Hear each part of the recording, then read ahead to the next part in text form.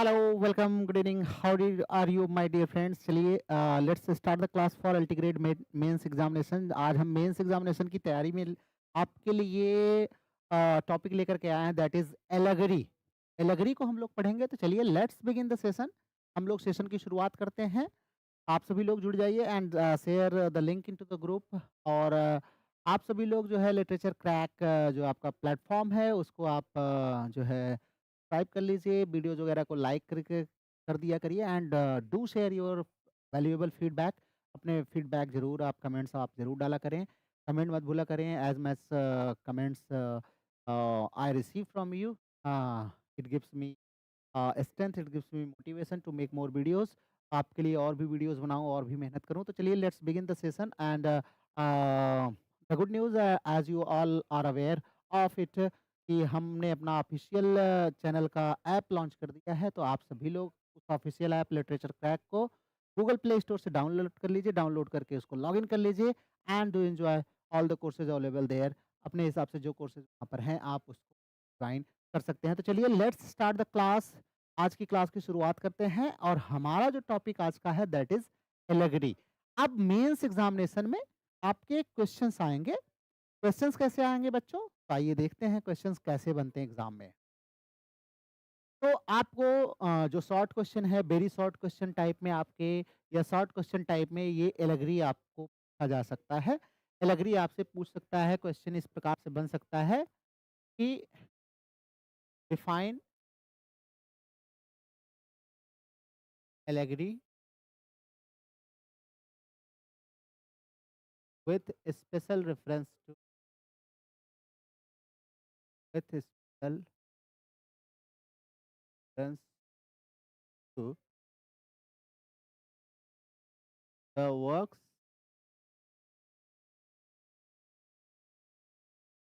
of आप जो है ड्राइडन का दे सकता है और कोई भी दे सकता है जो आपके सिलेबस में हो, जॉर्ज ऑरवेल वगैरह का आपको। ठीक है, चलिए फिलहाल ड्राइडेन, जॉर्ज ऑरवेल एक्सेट्रा जो हैं इनके वर्क्स के हिसाब से आपको एलिगरी को डिफाइन करना है। चलिए आइए हम शुरुआत करते हैं। क्वेश्चन हमारा कुछ इस तरीके से बन सकता है या शॉर्ट में आपको दे सकता है कि व्हाट इज एलिगरी। एलिगरी क्या है आपको डिफाइन करना है। Define allegory and its types, ये भी आपको दे सकता है, इसके टाइप्स को भी आपको डिफाइन करने के लिए दे सकता है। तो चलिए लेट्स स्टार्ट। हम राइटिंग कैसे करेंगे? देखिए आपको यहाँ पर जो मैं लेके आया हूँ, मैं मतलब एज अ टीचर मैं ये कहूँगा तो नहीं, लेकिन फिर भी आप अगर इसको एज इट इज़ भी आप अगर तैयार कर लेंगे तो आपके लिए मोर देन सफिशिएंट होने वाला है ये। ऑलमोस्ट मैंने कोशिश की है कि आंसर जो भी आपको मैं इस पे लेकर के आया हूँ दैट इज़ 400 टू 500 वर्ड्स के आसपास हैं। अगर इसमें से आप थोड़ा-थोड़ा भी लेंगे तो आपको 200 वर्ड्स, 250 वर्ड्स के आसपास का एक आंसर बहुत बढ़िया आपको तैयार हो जाएगा। ज़रूरी है कि आप इसको थोड़ा-सा समझ लें और लैंग्वेज पर स्पेसिफिकली ध्यान दें। हमने लैंग्वेज को बहुत ही सिंपल रखा हुआ है।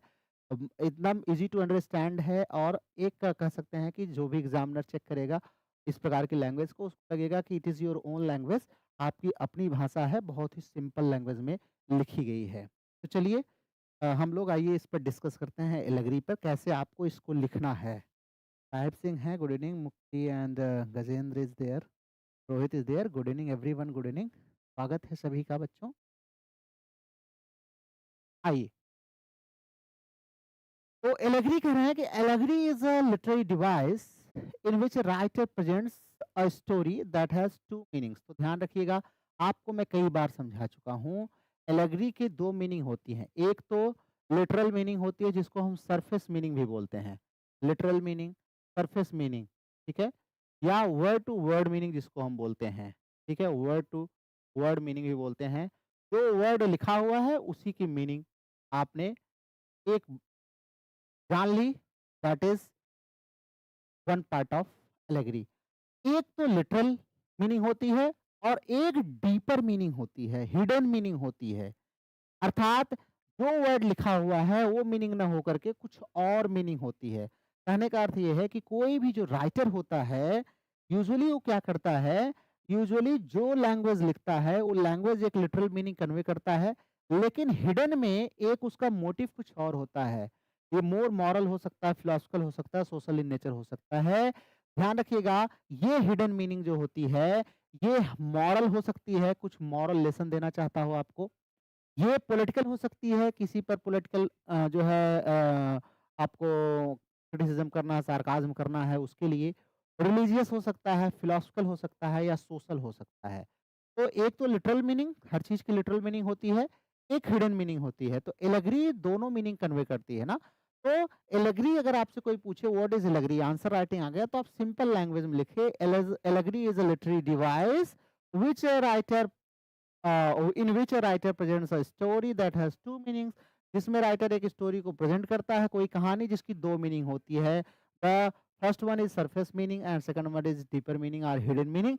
ये जो डीपर एंड हिडन मीनिंग होता है, ये हमारी मीनिंग जो है हो सकती है मॉरल, हो सकती है फिलोसफिकल, हो सकती है पॉलिटिकल, हो सकती है। तो ये आपको शॉर्ट में बताना है।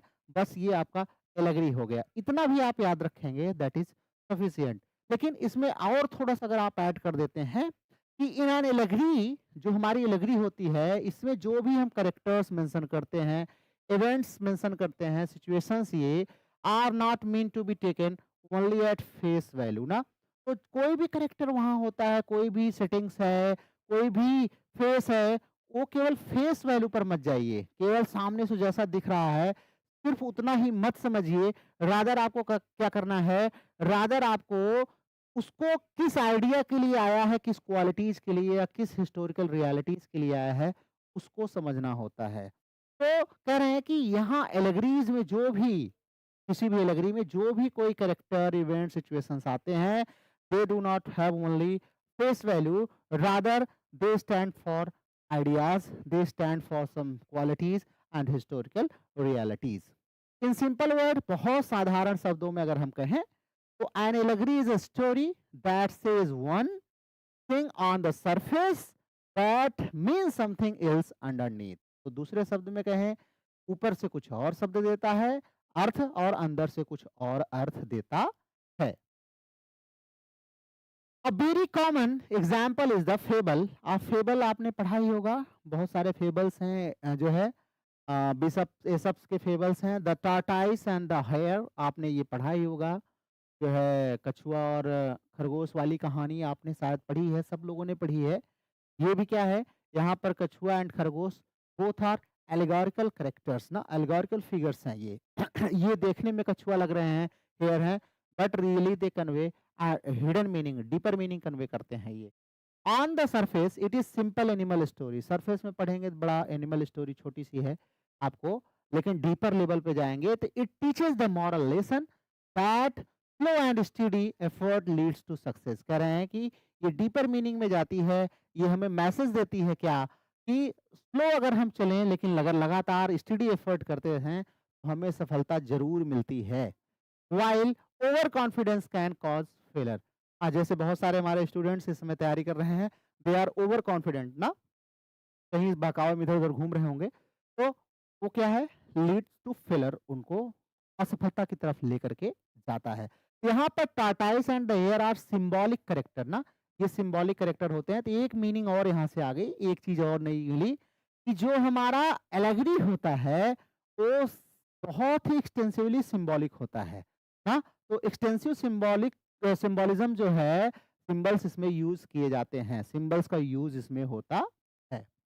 तो अब आप फीचर्स अगर लिखेंगे, आप हेडिंग डाल सकते हैं फीचर्स ऑफ एलिगरी। तो आप पहला फीचर यही डाल सकते हैं कि one important feature of allegory is extensive symbolism. इसमें बहुत ज्यादा सिंबॉलिज्म का यूज होता है ना, एक्सटेंसिव सिंबल्स यूज किए जाते हैं।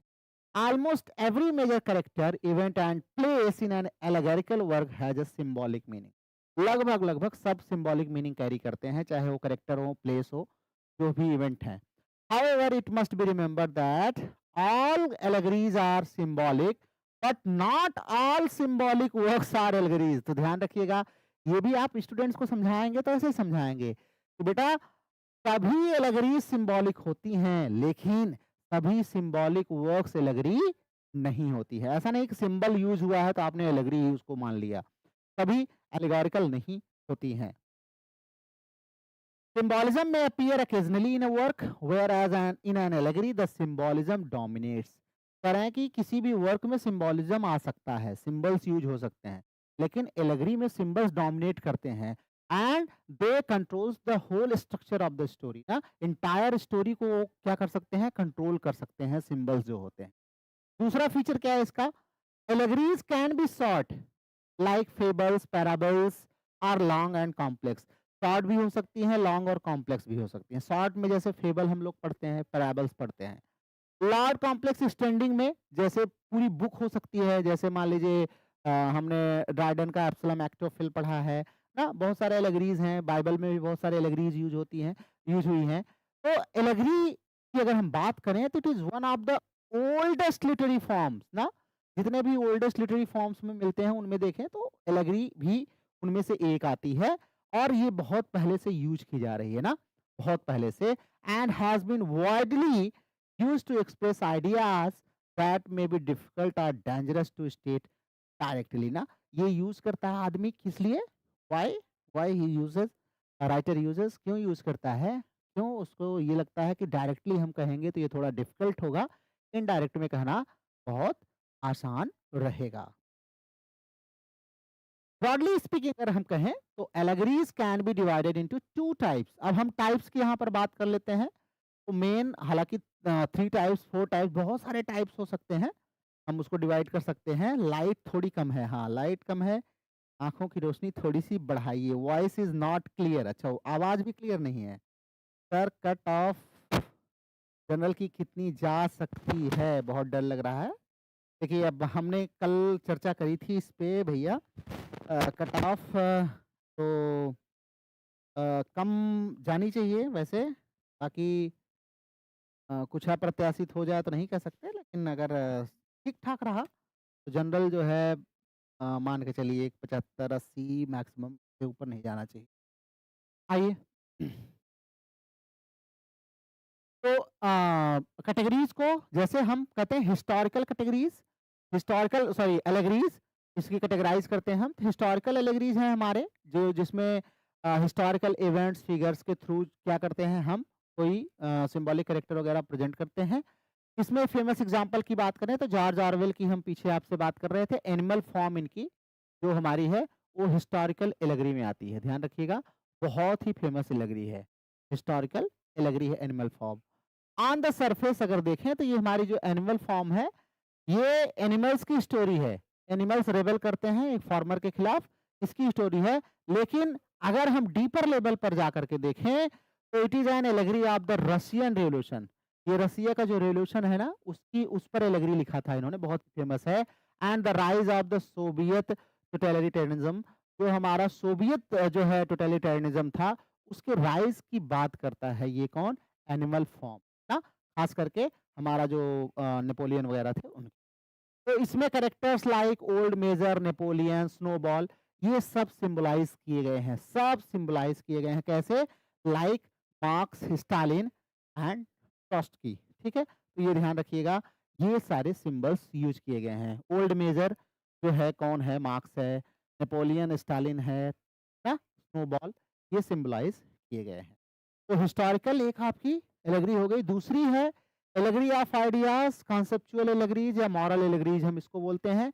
इसमें हम करेक्टर्स को यूज करते हैं टू रिप्रेजेंट अब्स्ट्रैक्ट क्वालिटीज। जो करेक्टर्स हैं वो एब्स्ट्रैक्ट क्वालिटीज को प्रेजेंट करते हैं। खास करके अगर हम देखें तो फेरी क्वीन की जैसे हम लोग बात करते हैं, बड़ी ही फेमस है जो है, और पिलग्रिम्स प्रोग्रेस है। इसमें क्या होते हैं, जो क्वालिटीज होती हैं जैसे वर्च्यूज हैं, ये करेक्टर के रूप में प्रेजेंट की जाती हैं। वर्च्यूज हैं, वाइस है, फेथ है, ग्रीड है, टेम्पटेशन है ना, ये सारे जो वर्च्यूज हैं मतलब अब्स्ट्रैक्ट क्वालिटीज कह लीजिए, वर्च्यूज, वाइसेस हैं, फेथ हैं, ये अब्स्ट्रैक्ट क्वालिटीज, इनको एज अ करेक्टर प्रेजेंट किया जाता है। जॉन बनियान की द पिलग्रिम्स प्रोग्रेस इसका सबसे बेहतरीन एग्जाम्पल है, इज अ क्लासिकल एग्जाम्पल। इसका अगर देखें तो पिलग्रिम्स प्रोग्रेस का जो हीरो है उसका नाम क्रिश्चियन है, बड़ा ही फेमस हीरो है। ये एक कॉमन जो है बिलीवर जो है, जो रिलीजन में बिलीव करता है उसको प्रेजेंट करता है, और इसकी जर्नी जो है वो सिंबलाइज करती है spiritual journey towards salvation, salvation की तरफ, मोक्ष किस तरफ उसकी जो यात्रा है, वो यात्रा कोई नॉर्मल यात्रा नहीं है। दैट जर्नी जो क्रिश्चियन जर्नी अपनी करता है, वो जर्नी जो है जर्नी टू साल्वेशन है। मोक्ष के लिए जो हम अपनी स्पिरिचुअल जर्नी करते हैं उसको दिखाता है। एलेगरी को प्रायः हम लोग कन्फ्यूज़ करते हैं पैराबल के साथ, लेकिन दोनों सेम नहीं होते, ध्यान रखिएगा। पैराबल्स जो होते हैं, हमेशा वो बहुत शॉर्ट होते हैं। Parables are always short and clearly moral in purpose. केवल इनका पर्पज़ मॉरल होता है, ध्यान रखिएगा। पैराबल्स जो है वो मॉरल, कोई ना कोई मॉरल ज़रूर आपको देंगे और छोटे होते हैं, जबकि एलेगरीज़ जो होती हैं, वो may not teach A moral. कोई मॉरल लेसन आपको दे भी सकती हैं और नहीं भी दे सकती हैं। Can be long and complex, और लॉन्ग हो सकती हैं और कॉम्प्लेक्स हो सकती हैं, जबकि पैराबल बिल्कुल छोटा-सा होता है, पिथी-सा होता है। Allegories can also be subtle, whereas parables are usually direct and easy to interpret ना। Allegories थोड़ी सी सटल हो सकती हैं, जबकि parables को डायरेक्टली हम जो है समझ सकते हैं, इंटरप्रेट कर सकते हैं। ठीक है, चलिए। Writers choose allegory for several reasons. अब ये आप भी बच्चों को बताएंगे, वहां समझाएंगे कि राइटर्स बहुत चीज़ों को दिखाने के लिए एलेगरीज को यूज करते हैं। एलेगरीज से उनको हेल्प मिलता है, help them to discuss controversial issues safely. कोई भी कंट्रोवर्शियल इशूज है, जैसे राजनीतिक, पॉलिटिकल, आजकल बहुत सारे लोग हैं एलेगरीज का यूज करते हैं ना, तो उसको डिस्कस करने में बड़ी आसानी होती है। Makes complex ideas easier to understand. Complex ideas को आसानी से समझने में हेल्प करती है। And aids imaginative interest to serious themes. Serious themes के लिए इंटरेस्टिंग इमेजिनेशन क्रिएट करके देता है, लोगों को पसंद आती है। Allegory also engages readers. Readers भी काफी इसमें एंगेज करते हैं। भाई एनिमल, आपको कोई किसी को सुअर बना दिया तो आप समझ ही रहे हैं किसको कह रहे हैं, मीनिंग आप, तो मजा आता है आपको पढ़ने में। Who enjoys uncovering hidden meanings ना। हिडन मीनिंग जब बाहर आती है तो बड़ा आनंद आता है कि अच्छा इनको कहा जा रहा था। तो इन शॉर्ट अगर कहें, कंक्लूजन में अगर हम कहें, तो एलेगरी एक पावरफुल लिटरेरी फॉर्म है दैट कंबाइंस, जिसमें स्टोरी टेलिंग होती है with symbolism to convey deeper truths. हाँ, और ये शुरू से लेकर के it remains an effective tool for the writers to express moral, political, philosophical ideas across ages. सदियों से ये राइटर्स यूज करते चले आए हैं एक इफेक्टिव टूल के रूप में, जहाँ पर वो अपने आइडियाज, कोई मॉरल है, कोई पॉलिटिकल है, फिलोसफिकल है, उसको देते हैं। यहाँ पर आकर के हमारी जो एलेगरी है ये समाप्त होती है। तो ये देखिए छोटा सा आंसर राइटिंग है, आपको भैया लिखना ही पड़ेगा। अब आप चाहें तो इसको हेडिंग वाइज भी बना सकते हैं। कैसे बनाएंगे? आप आंसर आप करेंगे, ठीक है। मान लीजिए क्वेश्चन, वहां पर आपको क्वेश्चन पेपर में जो है, पेपर अलग से भी दे सकता है, क्वेश्चन रिटर्न भी रहता है, आंसर शीट पे लिखा रहेगा और लाइन आपकी ऐसे बनी रहेगी। आपको उस उतने ही वर्ड में आपको लिखना है, ध्यान रखिएगा, उतने ही वर्ड में आपको लिखना होता है। तो आप अपनी राइटिंग शुरू करेंगे।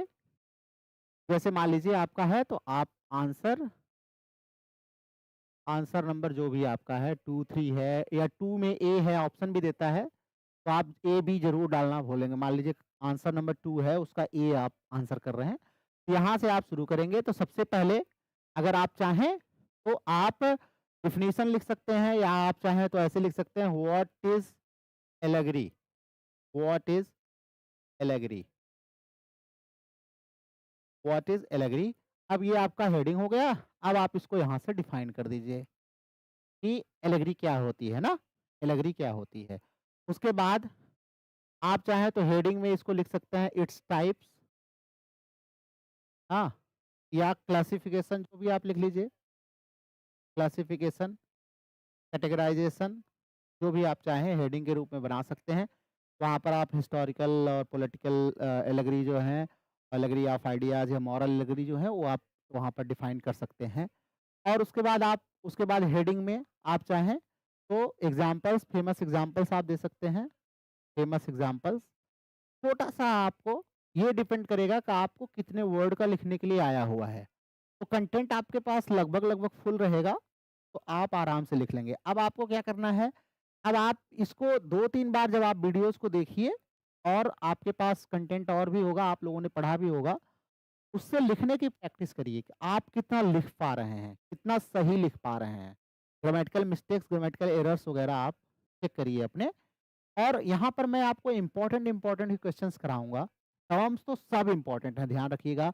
एट लीस्ट जितना सिलेबस में दिया हुआ है, वो तो आपको तैयार ही होना चाहिए। तो आप यहाँ पर अपनी आंसर राइटिंग, ठीक है? तो एक बार क्विक रिवीजन अगर हम करें, तो अगर हम इसमें अगर हेडिंग आपको देना चाहें तो हेडिंग्स आप दे सकते हैं। जैसे यहाँ पर allegory is a literary device है, यहाँ पर आप दे सकते हैं what is an allegory. What is an allegory, यहाँ पर एक आपकी हेडिंग हो गई, व्हाट इज एन एलगरी, ये आपने डिफाइन कर लिया। दूसरी हेडिंग आप बना सकते हैं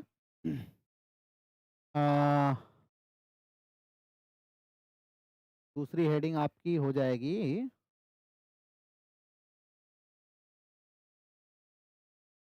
हाँ, व्हाट इज एन एलगरी हो गया। यहाँ से फीचर्स है ना, यहाँ पे आप लिख सकते हैं इंपॉर्टेंट फीचर्स,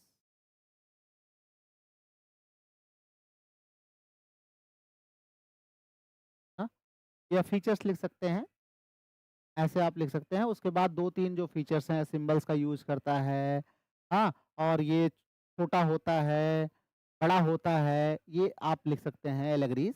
उसके बाद टाइप्स आप यूज़ कर लीजिए। यहाँ पे तीसरा आपका हो जाएगा टाइप्स, ये आपको दिया हुआ है, तो यहाँ पर आप लिख दीजिए टाइप्स। हेडिंग वाइज़ जैसे लिखने की आदत है, हम लोग यूनिवर्सिटी एग्ज़ाम्स में वगैरह में हेडिंग वाइज़ लिखते हैं, ऐसे भी आप लिख सकते हैं। वैसे पैराग्राफ सबसे ज़्यादा बेहतर माना जाता है, पैराग्राफ वाइज़ ही आप लिखा करिए। ठीक है? आपने टाइप्स लिख दिया और उसके बाद अगर आप चाहें तो यहाँ पर एक हेडिंग आप दे सकते हैं कि difference between parable and allegory, तो ये वाला आपका हेडिंग हो जाएगा। उसके बाद आप यहाँ पर कंक्लूजन आपका दिया ही हुआ है। टू कंक्लूड आप लिख सकते हैं कि ये लिटरेरी फॉर्म है जो स्टोरी टेलिंग के साथ जो है कोई मैसेज, मॉरल मैसेज कन्वे करता है। ठीक है? तो दैट इज़ एलेगरी। ये एलेगरी पर हमारा पूरा एक छोटा-सा वीडियो आपके लिए तैयार हो गया है। ठीक है? आपके कोई क्वेश्चंस, कोई क्वेरी हैं तो आप पूछ लीजिए। सर लाइट थोड़ी कम है। लाइट कम है तो ज़्यादा हो जाएगी, 1 दिन रुकिए, फिर से सेट हो जाएगा, डोंट वरी। आपके कोई क्वेश्चंस, क्वेरीज़ इस पे हैं तो आप पूछ लीजिए।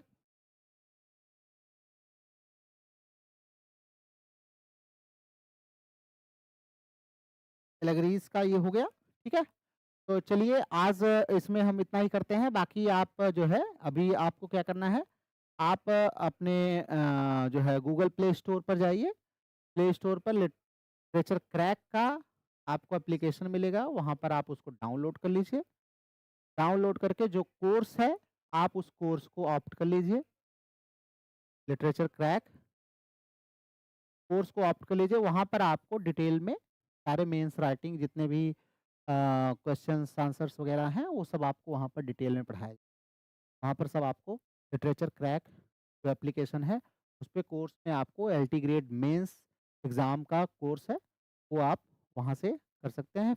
और ज़्यादा डिटेल के लिए आप नंबर दिया हुआ है, कॉल कर सकते हैं और लिंक दिया हुआ है, उस पे कॉल करके जान सकते हैं। ठीक है? चलिए thank you very much. See you again in the next video. Till then keep watching, keep revising, like, subscribe, share वगैरह कर दिया करिए ज़रूर और ऐप को डाउनलोड करके कोर्स को join. Thank you very much.